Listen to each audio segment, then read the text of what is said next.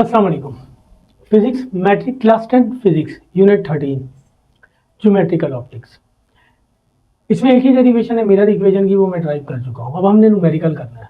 Numerical करने के लिए कुछ फार्मूले हैं जो मैं बता रहा हूँ आपको, और कुछ कंडीशन है वो हम पहले कर लेते हैं, फिर उसके बाद हम न्यूमेरिकल करेंगे।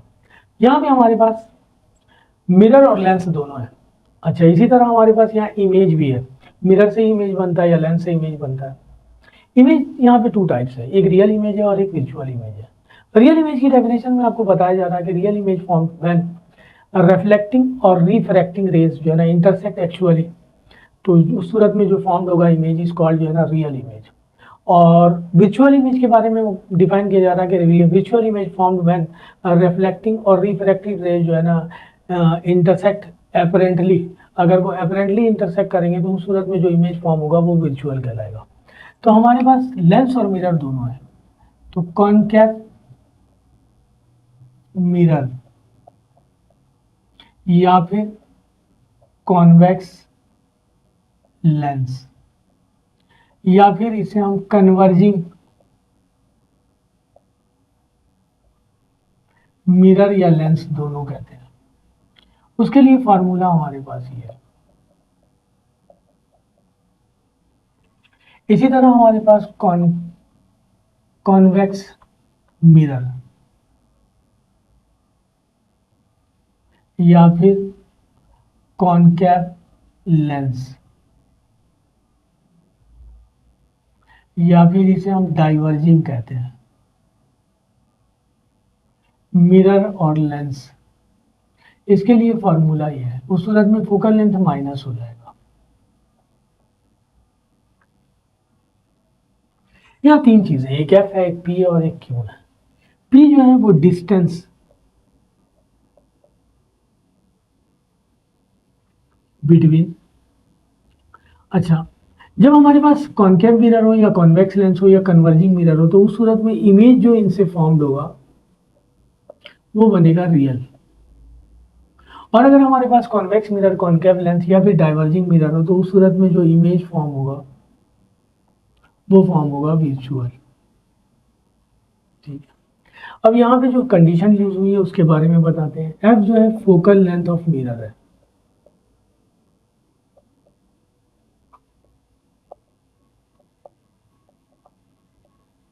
और लेंस पी जो है ये डिस्टेंस है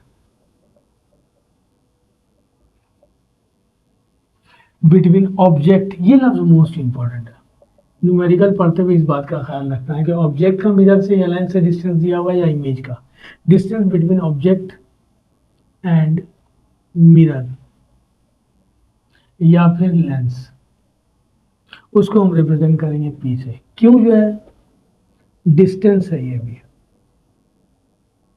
बिटवीन इमेज एंड मिरर या फिर लेंस। तो मिरर या लेंस के फोकल लेंथ को एफ से रिप्रेजेंट करेंगे, distance between object and mirror या लेंस को हम पी से रिप्रेजेंट करेंगे, और डिस्टेंस बिटवीन इमेज और लेंस और या मिरर को जो है ना हम रिप्रेजेंट करेंगे क्यू से। इसके अलावा यहाँ एक टर्म और भी यूज होगा, radius of curvature.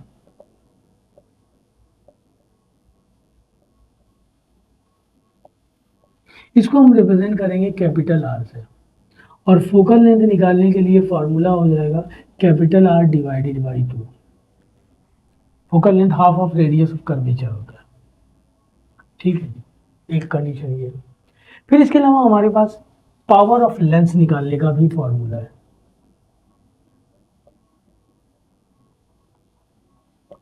One over F, और पावर का ऐसा यूनिट है डायोप्टर। ठीक है, अच्छा, यहाँ पे हमारे पास लॉ ऑफ रिफ्लेक्शन भी है और लॉ ऑफ रिफ्रैक्शन भी है। लॉ ऑफ रिफ्रैक्शन से एक फार्मूला और आया हमारे पास जिसमें वो बताता है कि the ratio between sine angle of incident to the sine angle of reflection, सही है ना, इज कांस्टेंट, इज कॉल्ड जो है ना लॉ ऑफ रिफ्रैक्शन कहलाता है, और इसे हम जो है ना स्नेल्स लॉ भी कहते हैं। और उस कांस्टेंट को हम रिप्रेजेंट करते हैं म्यू से या एन से। आप एन से रिप्रेजेंट कर लें, आपकी बुक में यहाँ पे एन दिया हुआ है, रेफ्रैक्टिव इंडेक्स जिसे कहते हैं, कांस्टेंट वैल्यू होती है। एक फार्मूला ये भी है। तो मेन फार्मूला ये है मिरर का।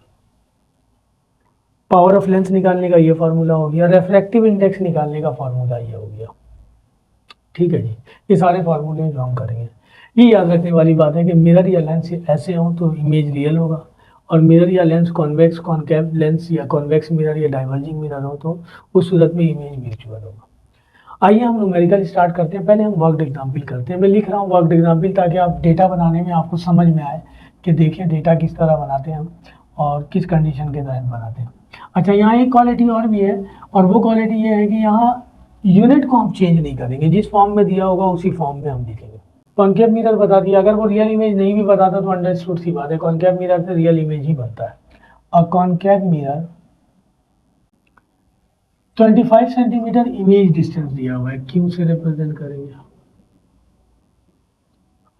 अच्छा, ऑब्जेक्ट डिस्टेंस दिया हुआ है 10 सेंटीमीटर, लिखा हुआ है इज एट 10 सेंटीमीटर।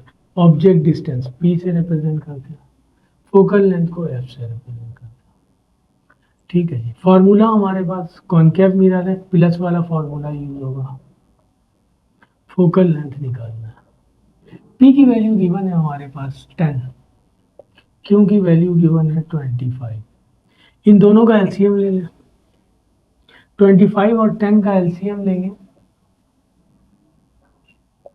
5 5 जा 25, 5 2 जा 10, 5 1 जा 5 और 2 1 जा 2, तो 50 आ जाएगा। 10 का टेबल पढ़ेंगे 50 आ जाएगा, 10 5 जा 50, 5 1 जा 5, 25 का टेबल पढ़ेंगे 50 आ जाए 2 टाइम, 2 1 जा 2, ये आ गया 7 divided by 50, 1 over F. F की वैल्यू निकालनी है, क्रॉस मल्टीप्लाई करना।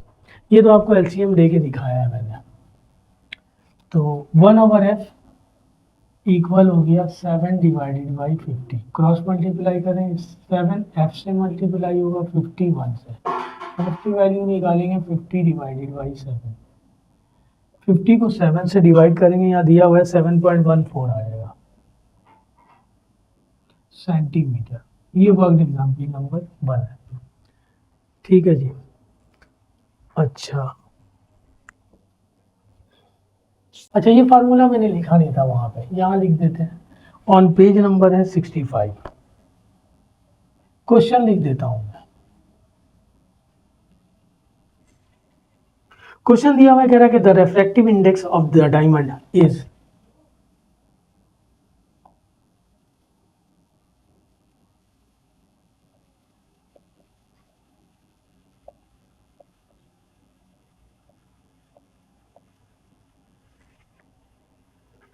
2.42। रिफ्रैक्टिव इंडेक्स जो है ना विदाउट यूनिट है, रेशो है ये, इसलिए इसका कोई यूनिट नहीं होता। What is the speed of light in diamond.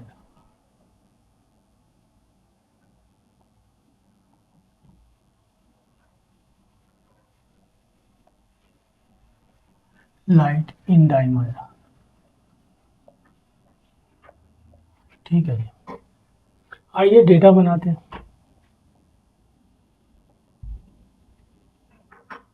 Refractive index दिया हुआ है, एन से रिप्रेजेंट करेंगे 2.42।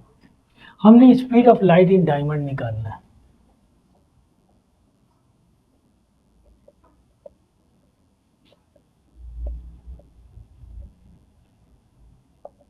इसको हम v से रिप्रेजेंट करना है, और speed of light in air हमें पता है, ना दे तब भी हम लिख लेंगे डायरेक्ट। इसको हम c से रिप्रेजेंट करते हैं, और इसकी वैल्यू होती है 3 मल्टीप्लाई बाई 10⁻⁸ मीटर पर सेकेंड। तो रेफ्रैक्टिव इंडेक्स निकालने का एक फॉर्मूला ये भी है। रेफ्रैक्टिव इंडेक्स इक्वल होता है speed of light in air divided by speed of light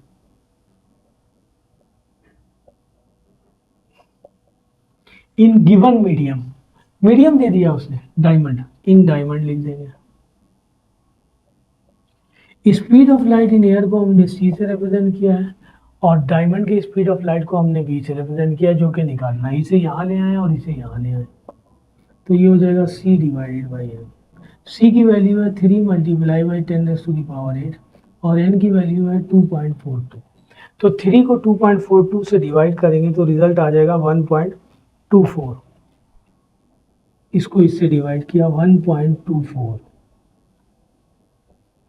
और ये multiply by 10⁸ as it is रहेगा। तो डायमंड में स्पीड ऑफ लाइट ये हो गई मीटर पर सेकेंड। ठीक है, ये वर्क एग्जाम्पल नंबर 2 है। ये एक नया फार्मूला है, सही है ना, जो मैंने वहां नहीं लिखा था। तो ये वर्क एग्जाम्पल में दिया हुआ है। एक वर्क एग्जाम्पल और गिवन है आपके pass on page number 4, work example number 2। ये वर्क एग्जाम्पल नंबर 3 भी है ऑन पेज 67। क्वेश्चन लिख देते हैं दोबारा। क्वेश्चन कह रहा है calculate the value of critical angle. Calculate the value of critical angle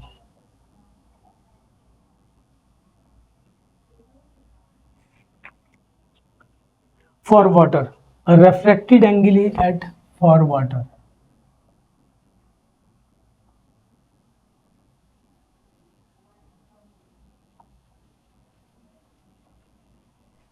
A refracted angle at 90 degree. और आगे कह रहा है the refractive index of water is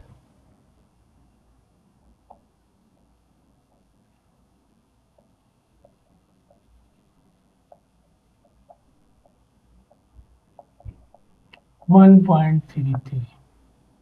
data बनाते हैं। क्रिटिकल एंगल निकालना है, सी से रिप्रेजेंट कर ले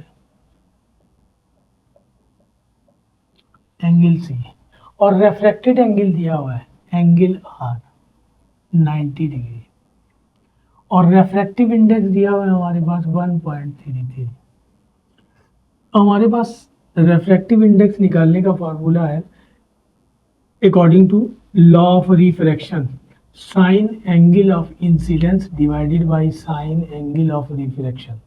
सही। अच्छा, रेफ्रेक्टिव इंडेक्स निकालने का फॉर्मूला यहाँ वो कह रहा है कि calculate the critical angle for water. इसका मतलब जो है ना, हमारे पास मीडियम जो होता है एक स्पेस मीडियम है, इसे हम रेयर मीडियम कहते हैं। और अगर पानी के अंदर कोई चीज़ हम देख रहे हैं तो पानी के अंदर वाली चीज़ को देख रहे हैं तो लाइट जो है ना स्पेस से वाटर के अंदर गई है, तो वाटर वाला मीडियम जो अंदर वाला है वो कहलाएगा हमारे पास डेंसर मीडियम। तो रेफ्रेक्टिव एंगल निकालना है वाटर का, इसका मतलब वाटर के अंदर है, यानी अब यहाँ पे लाइट जो है ना वाटर से रेयर मीडियम में आ रही है, यानी डेंसर मीडियम से रेयर मीडियम में आ रही है। तो ये फार्मूला चेंज हो जाएगा। उस सूरत में इस रेफ्रेक्टिव इंडेक्स इक्वल हो जाएगा sine angle R divided by sine angle C, critical angle लिख लेंगे। When light enter from denser medium to rare medium, then ये फार्मूला अप्लाई होगा। सही है। तो रेफ्रेक्टिव इंडेक्स की वैल्यू दी हुई है 1.33, साइन एंगल आर दिया हुआ है हमारे पास 90 डिग्री, और क्रिटिकल एंगल की वैल्यू निकालनी है। साइन 90 इक्वल होता है 1 के, ये हो गया साइन एंगल सी, ये आ गया 1.33। 1.33 equal to 1 divided by sine angle C critical angle, इसे यहाँ ले आए और इसे यहाँ ले आते हैं, ये हो जाएगा sine angle C equal to 1 divided by 1.33। 1 को 1.33 से डिवाइड करेंगे आ जाएगा 0.752। डिवाइड है, सॉल्व है, मैं वही देखकर कॉपी कर रहा हूँ। हमें तो क्रिटिकल एंगल निकालना है, एंगल सी। इस साइन को वहां ले जाएंगे तो ये इनवर्स हो जाएगा। कैलकुलेटर में शिफ्ट प्रेस करके साइन प्रेस करेंगे तो साइन इनवर्स लिखा हुआ आ जाएगा, और 0.752 लिखेंगे तो कैलकुलेटर एंगल दे देगा, और वो एंगल देगा 48.8। ये क्रिटिकल एंगल आ गया, ये आंसर हुआ। ठीक है, तो लॉ ऑफ रिफ्रैक्शन का फॉर्मूला ये है। यहाँ लाइट वाटर से स्पेस में आ रही है, यानी डेंसर से रेयर में दाखिल हो रही है, और क्रिटिकल एंगल निकालने के लिए कह रहा तो फार्मूला चेंज हो गया इस वजह से, वरना हम यही फार्मूला यूज करेंगे। इससे पहले जो हमने क्वेश्चन किया था वहाँ यही फार्मूला यूज किया था।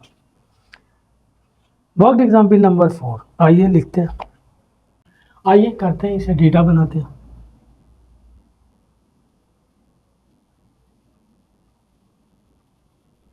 कह रहा हुआ है standing 2.5 metre in front of a camera.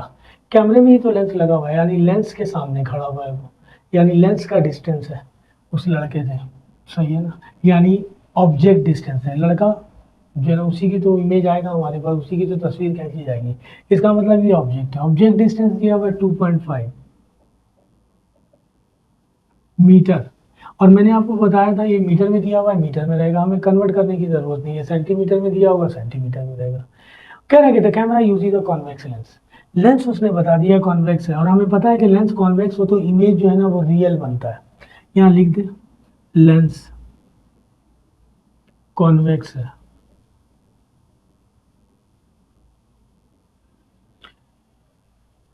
Whose focal length is 0.05 metre, focal length उसका दिया हुआ है 0.05 metre. Find the image distance, image कहाँ बनेगा ये बताना है। नेचर ऑफ इमेज बताना है कि रियल बनेगा या विजुअल बनेगा। नेचर ऑफ इमेज, फिर पावर निकालना है। पहले ये दोनों चीजें बता दें, क्योंकि लेंस हमें पता है, तो जब ये दोनों बताएंगे नेचर ऑफ इमेज हम बताएंगे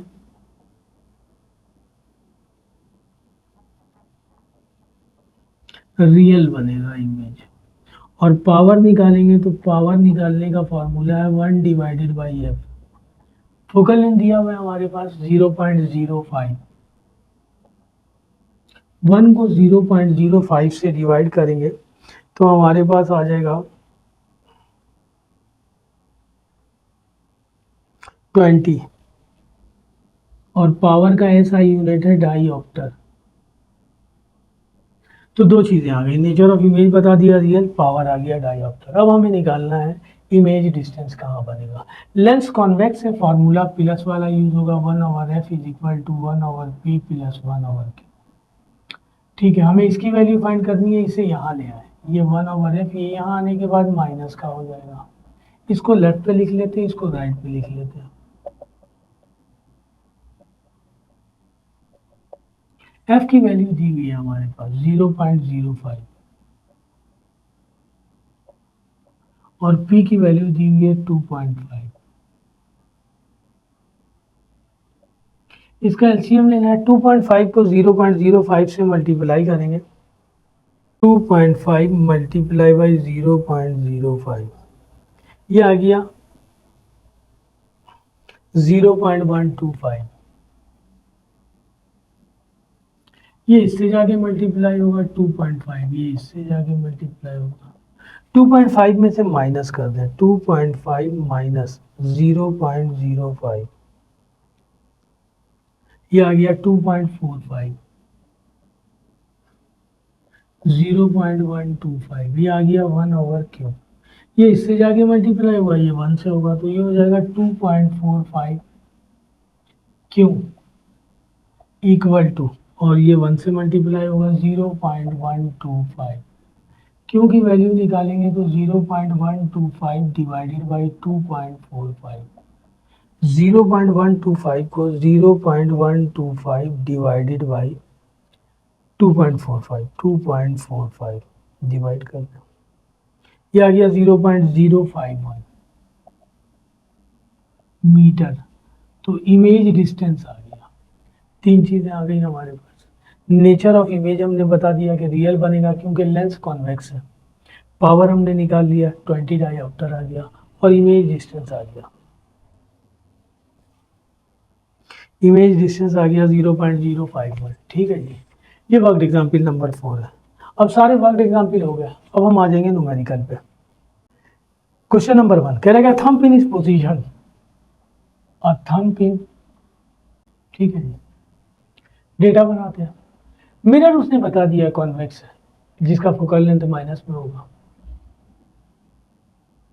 थंब पिन ऑब्जेक्ट है, थंब पिन का डिस्टेंस दिया हुआ है 15 सेंटीमीटर, यानी ऑब्जेक्ट डिस्टेंस दिया हुआ है पी से रिप्रेजेंट करेंगे, और जिस मिरर के सामने रखा हुआ है वो मिरर है कॉन्वेक्स, लिख दे, और उसका फोकल लेंथ दिया हुआ है 20 सेंटीमीटर, माइनस में लेंगे क्योंकि मिरर कॉन्वेक्स है, सही है। हमें पोजीशन बताना है कि इमेज कहाँ बनेगा, where should image be form, यानी पोजीशन ऑफ इमेज, और नेचर ऑफ इमेज बताना है।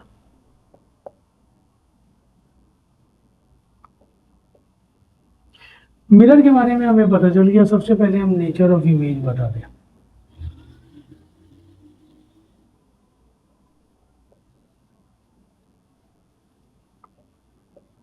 नेचर ऑफ इमेज आ जाएगा हमारे पास वर्चुअल। कॉन्वेक्स मिरर है, कॉनकैव होता तो रियल होता। ठीक है जी। अब हमने निकालना है क्यों, फॉर्मूला हमारे पास ये है 1/f, ये माइनस में लेंगे। हमें पोजीशन ऑफ इमेज बताना है, इसे यहाँ लेना है -1/f, -1/f की वैल्यू गिवन है 20, सही है। या माइनस पुट करते तो माइनस ही हो जाता, और p की वैल्यू गिवन है 15। इन दोनों का एलसीएम लेंगे 60 आ जाएगा। 23 ज़ा 60, 3 1 ज़ा 3, 15 4 ज़ा 60, 4 1 ज़ा 4। ये हो जाएगा 1/q, यहाँ लिख देते हैं 3 और 4 7 डिवाइडेड बाई 60।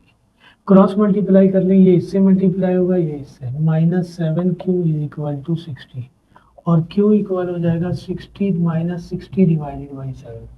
60 को 7 से डिवाइड करेंगे, आ जाएगा 8.75, 8.57। ये पोजीशन ऑफ इमेज आ गया। माइनस में आएगा, बुक में माइनस गिवन नहीं है, माइनस में लिखेंगे आप। क्वेश्चन नंबर 2, क्वेश्चन लिख रहा हूँ मैं।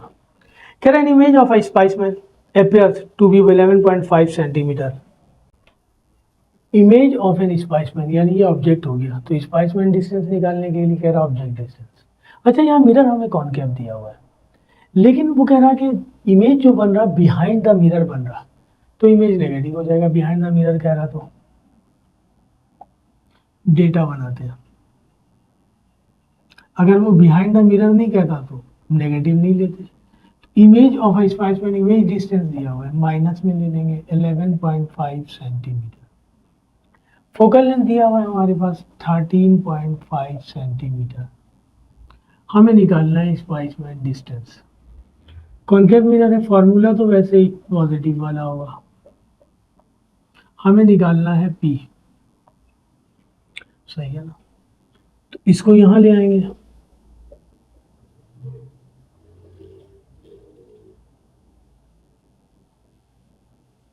F की वैल्यू गिवन है हमारे पास 13.5, और Q की वैल्यू माइनस में आ गई हमारे पास 11.5। ये माइनस इस माइनस से मल्टीप्लाई होगा, प्लस हो जाएगा, तो ये हो जाएगा 1/13.5 plus 1/11.5 is equal to 1/p। इन दोनों का एलसीएम लेंगे, इन दोनों को मल्टीप्लाई करके लिख देते हैं। 13.5 मल्टीप्लाई बाई 11.5, 13.5 मल्टीप्लाई बाई 11.5, ये आ गया हमारे पास 155.25। ये इससे जाके मल्टीप्लाई होगा 11.5, और ये 1 से जाके मल्टीप्लाई होगा 13.5। 11.5 प्लस 13.5, ये आ गया 25।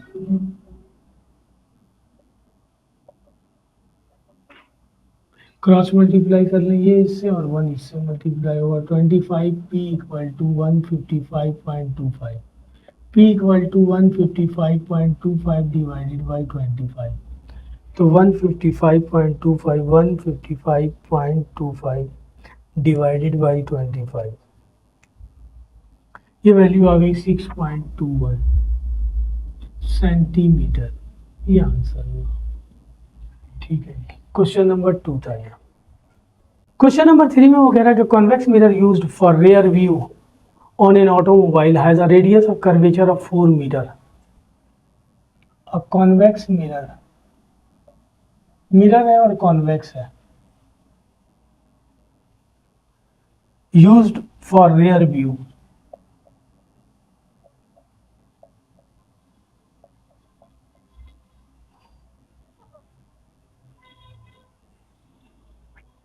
इमेज देखने के लिए इस्तेमाल हो रहा है, rear view on an automobile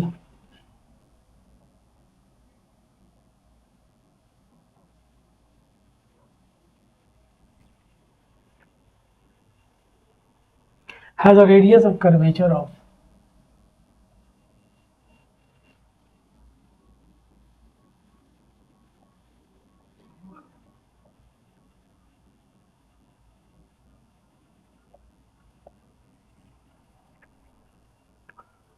4 metre.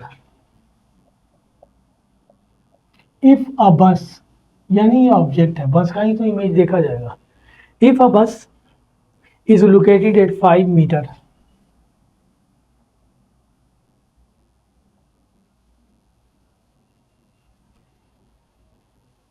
from this mirror,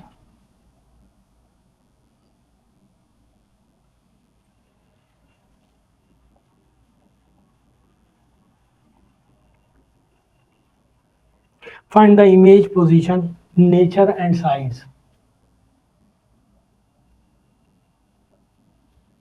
Find the image position, यानी इमेज कहाँ बनेगा,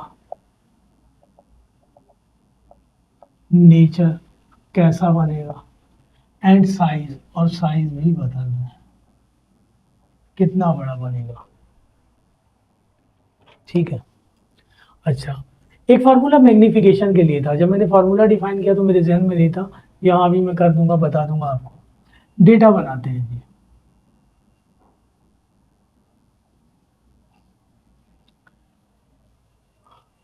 रेडियस ऑफ कर्वेचर दिया हुआ है 4 मीटर,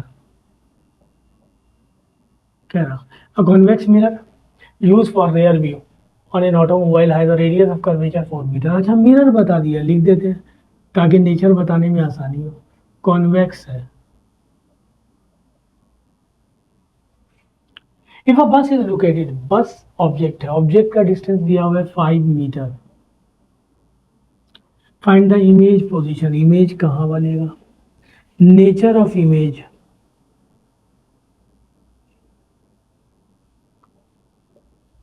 कैसा बनेगा, और साइज ऑफ इमेज, इमेज का साइज क्या होगा, एच आई से रिप्रेजेंट करेंगे। सो ये फार्मूला ड्राइव करते हुए एच आई और एच ओ आया था कि height of image, height of object. ठीक है। अच्छा जी, सबसे पहले हम फोकल लेंथ निकाल लें, तो एफ इक्वल हो जाएगा आर डिवाइडेड बाई 2 के। तो आर दिया हुआ है 4 डिवाइडेड बाई 2, 2 मीटर आ जाएगा, ये आ गया एफ। अच्छा, फिर हम नेचर ऑफ इमेज बता दें। चलें, अब बाद में बता देंगे, अब पहले निकाल लें क्यों। मिरर कॉन्वेक्स है, फॉर्मूला जो है ना फोकल लेंथ नेगेटिव वाला इस्तेमाल होगा। इसे यहाँ ले आएंगे,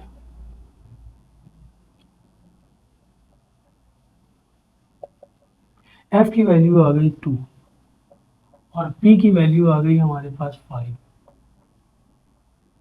इन दोनों का एलसीएम लेंगे 10 आ जाएगा, ये हो जाएगा -5 -2, ये हो जाएगा -7 डिवाइडेड बाई 10। क्रॉस मल्टीप्लाई कर दी, क्यों -7 से जाके मल्टीप्लाई होगा 10 1 से, क्यू की वैल्यू निकालेंगे तो 10 डिवाइडेड बाई 7, 10 को 7 से डिवाइड करेंगे,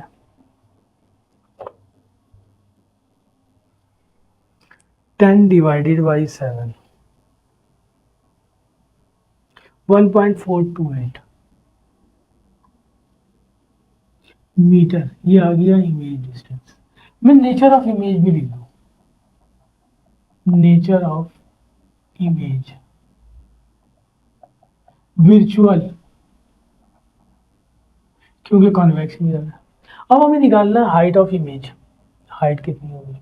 हालांकि हाइट ऑफ इमेज के लिए अगर कंप्लीट निकालनी हो तो हाइट ऑफ ऑब्जेक्ट भी दिया होना चाहिए। हमारे पास एक मैग्निफिकेशन का फॉर्मूला था, मैग्निफिकेशन की दो डेफिनेशन लिखी हुई है। मैग्निफिकेशन रेशियो है between height of image and height of object के दरमियान, और मैग्निफिकेशन रेशियो है डिस्टेंस बिटवीन जो है ना image from mirror to the distance between object from mirror, ये भी मैग्निफिकेशन है। इन दोनों को कंबाइन करेंगे तो फॉर्मूला कुछ ये बनेगा, height of image, height of object, Q over P. हमें तो निकालना है height of image, Q over P, ये जाके वहां मल्टीप्लाई हो जाएगा। क्यू की वैल्यू हमने निकाली है, ये वैल्यू निकाली है 1 पॉइंट माइनस छोड़ देते हैं 428, और पी हमारे पास पहले से दिया हुआ है 5, 1.428, 1.428 को हम 5 से डिवाइड करें, 1.428 डिवाइडेड बाई 5, ये आ गया हमारे पास 0.285 हाइट ऑफ ऑब्जेक्ट, ये हाइट ऑफ इमेज आ गया।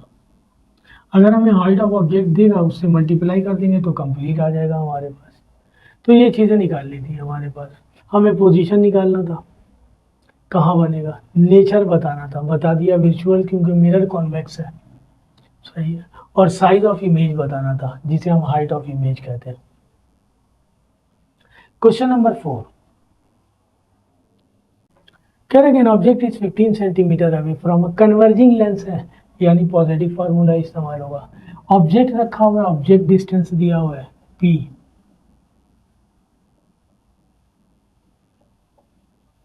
फिफ्टीन सेंटीमीटर, फोकल लेंथ दिया हुआ है 10 सेंटीमीटर। इमेज कहाँ बनेगा, नेचर ऑफ इमेज,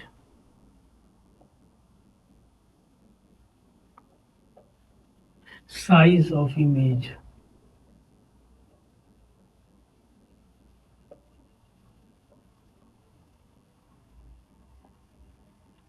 ठीक है। सबसे पहले नेचर बता दें।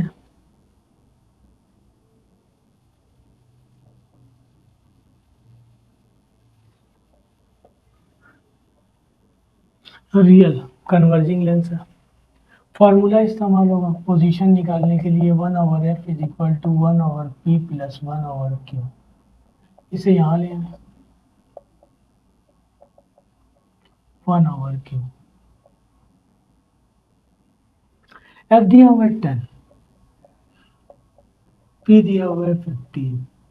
इन दोनों का एलसीएम ले लें, 30 आ जाएगा एलसीएम इन दोनों का।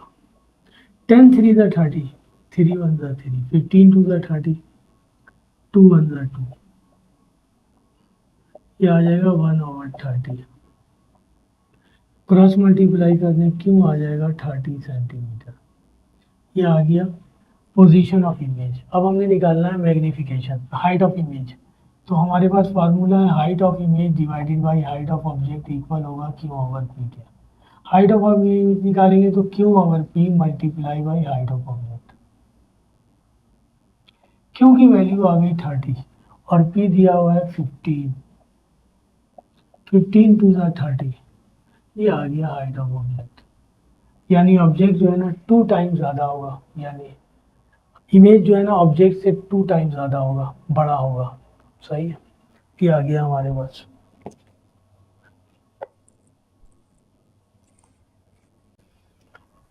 ठीक है जी, इसका आंसर बुक में गलत दिया हुआ है, यही आएगा 30 सेंटीमीटर। क्वेश्चन नंबर 5 आइए करते हैं। कॉनकेव है यानी माइनस वाला फॉर्मूला इस्तेमाल होगा। फोकल लेंथ दिया हुआ है 20 सेंटीमीटर, सही है ना। कॉनकेव लेंथ से फोकल लेंथ माइनस में लेंगे, वही माइनस यूज कर लेंगे। Form an image of 15 centimetre, image distance दिया हुआ है 15 सेंटीमीटर। हमें ऑब्जेक्ट डिस्टेंस निकालना है और पावर ऑफ अ लेंस निकालना है। सबसे पहले पावर निकाल लेते हैं।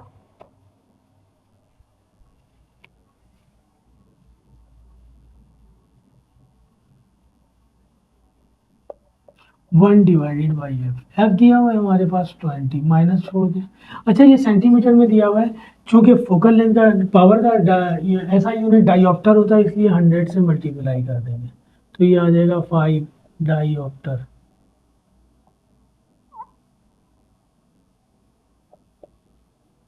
ये आंसर आ गया पावर का। अच्छा जी, अब हमने निकालना है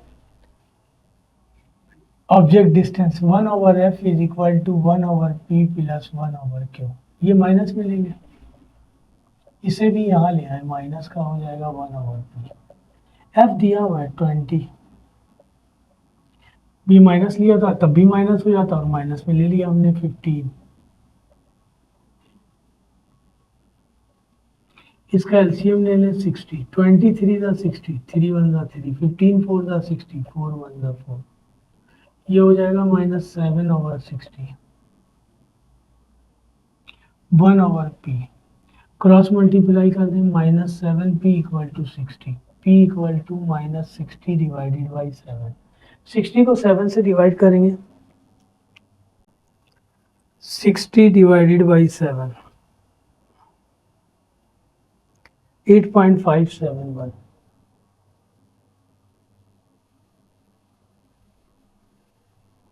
8.571 आ जाएगा। इस यहाँ भी बुक में आंसर गलत लिखा हुआ है, ये आंसर हो जाएगा बिल्कुल न्यूमेरिकल नंबर 1 की तरह ही है, वहाँ भी नेगेटिव ही था और यही वैल्यू थी हमारे पास, तो वही आंसर आएगा, जो वहाँ भी यही आंसर आया था यहाँ भी यही आंसर आएगा सेम। तो ये क्वेश्चन नंबर 5 है। क्वेश्चन नंबर 6, भाई लॉ ऑफ रिफ्रैक्शन हम यूज करेंगे। डेटा, एंगल ऑफ इंसिडेंस दिया हुआ है 40 डिग्री, रेफ्रैक्टिव इंडेक्स दिया हुआ है 1.33, एंगल ऑफ रिफ्रैक्शन हमने कैलकुलेट करना है। तो रेफ्रैक्टिव इंडेक्स की डेफिनेशन के मुताबिक रेफ्रैक्टिव इंडेक्स इक्वल होता है sign angle of incidence divided by sine angle of refraction. Refractive index दिया हुआ है 1.33, साइन एंगल ऑफ इंसिडेंस दिया हुआ है 40 डिग्री, और ये निकालना है हमने साइन एंगल ऑफ रिफ्रैक्शन। इसे यहाँ ले आए और इसे यहाँ ले आए, ये हो जाएगा sine angle of refraction sine 40 degree divided by 1.33, sine angle of refraction sine 40 की वैल्यू हमारे पास कैलकुलेटर हमें दे देगा, साइन 40 0.6427, और ये आ गया 1.33। 0.6427 को डिवाइड कर दें 1.33 से, ये वैल्यू आ गई 0.4832। Sign angle of refraction, angle of refraction निकालना है, साइन वहां ले जाएंगे इनवर्स में आ जाएगा, तो साइन इनवर्स शिफ्ट दबा के साइन दबाएंगे, 0.4832, 0.4832, ये आ गया 28.89, 28.8 लिख एंगल ऑफ रिफ्रैक्शन, ये आंसर हो गया। Chapter number 13 unit 13 physics matric. तो इस तरह मैंने इसके तमाम वर्कड एग्जाम्पल और न्यूमेरिकल कर दिया आपके लिए। वीडियो अच्छी लगे तो लाइक कीजिए, सब्सक्राइब कीजिए एंड शेयर भी कीजिए। अल्लाह हाफिज़।